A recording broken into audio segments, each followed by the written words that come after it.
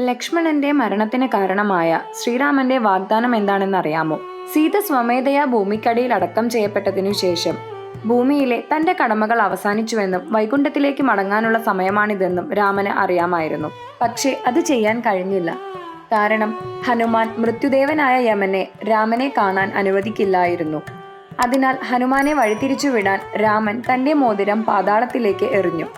അത് ഹനുമാനോട് എടുത്തുകൊണ്ടുവരാനായി ആവശ്യപ്പെട്ടു. തുടർന്ന് രാമൻ യമനെ ക്ഷണിച്ചു. പക്ഷേ യമൻ രാമന്റെ മുന്നിൽ ഒരു നിബന്ധന വെച്ചു. അവർ തമ്മിലുള്ള സംഭാഷണം ആരോടും വെളിപ്പെടുത്തരുതെന്നും ആരെങ്കിലും സംഭാഷണം തടസ്സപ്പെടുത്തിയാൽ ആ വ്യക്തിയെ കൊല്ലുമെന്നും. തന്റെ വാഗ്ദാനം പാലിക്കാൻ രാമൻ ലക്ഷ്മണനോട് രാമനും യമനും തമ്മിലുള്ള കൂടിക്കാഴ്ച ആർക്കും തടസ്സപ്പെടുത്താൻ കഴിയില്ലെന്ന് ഉറപ്പാക്കാൻ കവാടത്തിൽ കാവൽ നിൽക്കാനായി ആവശ്യപ്പെട്ടു.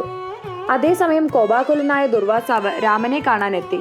ലക്ഷ്മണൻ അദ്ദേഹത്തെ തടഞ്ഞു. കോപാകുലനായ ദുർവാസാവ് ലക്ഷ്മണന് മുന്നറിയിപ്പ് നൽകി. ശ്രീരാമനെ കാണാൻ അനുവദിച്ചില്ലെങ്കിൽ താൻ അയോധ്യയെ ശപിക്കുമെന്നും സ്ഥിതി ഗുരുതരമാണെന്ന് കണ്ടെത്തിയ ലക്ഷ്മണൻ രാമനുമായി സംസാരിക്കാൻ വേണ്ടി പോയി. അത് രാമൻ യമനും തമ്മിലുള്ള കൂടിക്കാഴ്ചയെ തടസ്സപ്പെടുത്തി. വാക്ക് പാലിക്കാൻ ലക്ഷ്മണൻ സരയൂ നദിയിൽ പോയി ജീവൻ ത്യജിച്ചു.